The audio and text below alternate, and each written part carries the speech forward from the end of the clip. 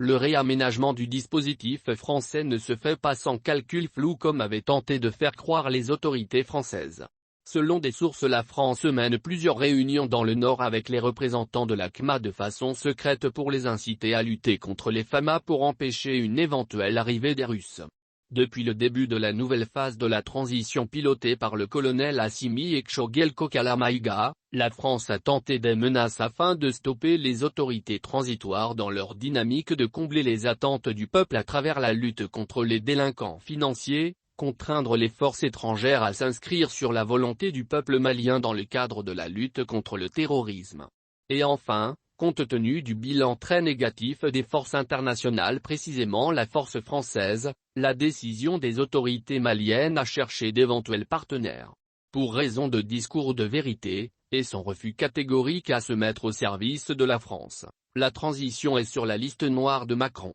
Il cherche par tous les moyens à faire échouer les actions patriotiques en cours pour combattre l'insécurité, ramener la paix et instaurer la cohésion sociale effritée depuis des années. La France, rapprochement avec la CMA n'est pas du tout surprenant car c'est la France qui a enfanté les rebelles et qui continue jusqu'à présent à les utiliser contre le Mali pour ses propres desseins.